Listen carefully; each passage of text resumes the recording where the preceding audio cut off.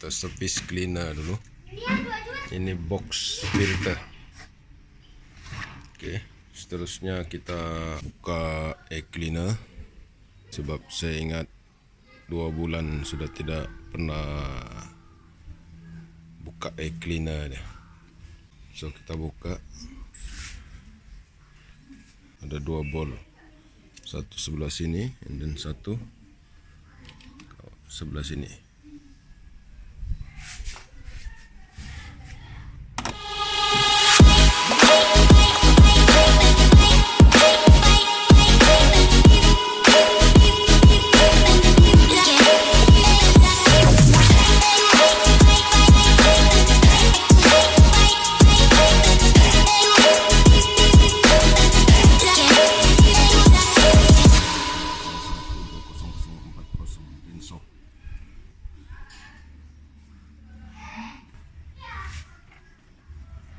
Ini masih bagus, masih baik, kondisi baik lah.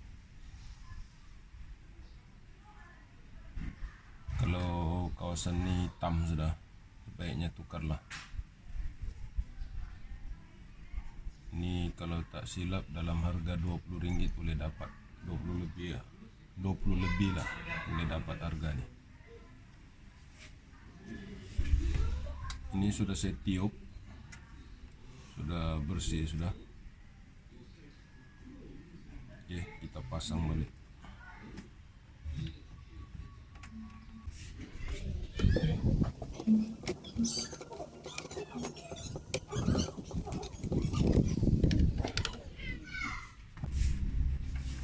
Oke, angin diserap dari sini.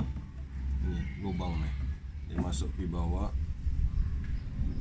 Lepas tu disaring oleh ni, oleh filter. Angin yang dari sini masuk dalam enjin.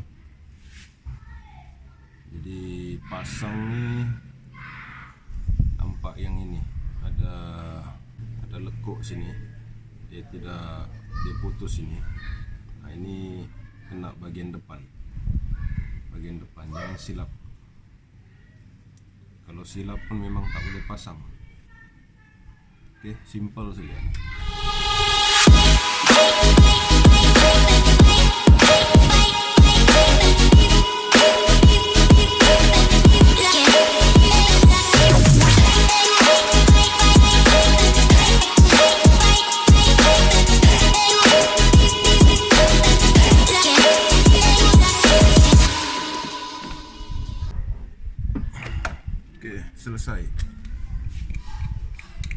Selesai teknik cleaner.